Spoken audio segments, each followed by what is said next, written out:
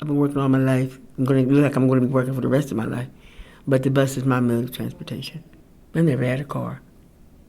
And I have a brother who's mentally ill, depressed, and paranoid schizophrenic. He hasn't always been that way.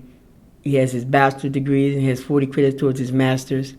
But depression is just, paranoid schizophrenia, it's just sad where he is now.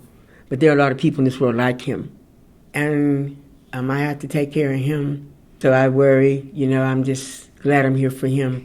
I come from the West End to the Hill District to my job, and then I leave there and go to a part-time job. But I'm going to be laid off on tomorrow, so I won't have no job here in the Hill. So I've got to go around and put applications. I'm in the process of moving. We had to move, so it's just a lot going on. So the bus really is how I go shopping. A lot of times I get up early in the morning before I go to work. Make sure my brother has essentials, the food and stuff that's needed in the house. I get up early in the morning because I'm up early. And I get home late at night. So I go from one job to the other, and my mode of transportation is the bus. How long have you been driving a bus? 20 years. The areas that I serve, particularly the 68, is some of the poorest areas in the state. These were the towns that built America. The changes, the doubling of the fare, doubling and in some cases tripling of the fare, the less services that's out there. Now the single mom out there who's struggling to get to work and make connections can no longer make connections. So if you live in these towns now, if you don't have a car, you better have public transportation. I don't know how the workforce is how they expect people in low-wage jobs to afford a car on what they're being paid. As my first job was a dishwasher at the Golden Corral at Robinson. Leading up to this day, I felt pretty good about the job, felt pretty positive about it. After work, I talked to the manager. I told him I need to leave early because I think the last bus come at 10:30. He said the other coworkers may not like it or whatnot, but go ahead. So a bus come. I haven't seen one coming for like a half hour. So I asked the bus driver, is he going to McHugh's Rocks? He told me no. He said this is the last bus running, period, and he's not going to McHugh's Rocks. And I was just pretty shocked. I was like, oh, so I'm going to get home. It was cold. I'm not going to lie. In the morning come, I seen the 24 to take me back to McHugh's Rocks. I wasn't playing no games. I hopped right on that bus. The first thing that came to mind, I was going to be warm. But I never went back to work because the whole situation was just kind of bad for me. First job, positive day just went downhill. I think that transit makes it easier on the Hill for a lot of people because there's a lot of older and younger women and men out here that need the bus. The elderly, they need the bus, as well as these young people with babies.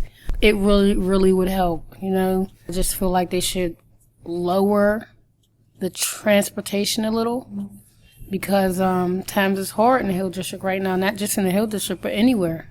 I feel like we definitely need our buses. What they have done with cutting the bus service is turned a lot of our elder people into shut-ins. Well, without public transportation, I would not be able to get around. I no longer have a vehicle, and I just had a vehicle for about 6 or 7 months here. And vehicles are so expensive between the insurance and the upkeep and all of that, and payments for them. But I decided I needed to ride the bus, because it was economical for me. And I also had seizures, so my license was going to eventually be taken away from me. So I needed to make sure that I could board a bus and ride a bus safely. And it could take me all the places I needed to go. I go to CCAC on the north side in Allegheny. I was very upset when they cut the 83 Manchester because it forced us to walk from the subway terminal down at the bottom near the casino up the hill, and you have to cross like 2 really busy streets, like almost highway streets. And the old Manchester bus would drop us off in front of school.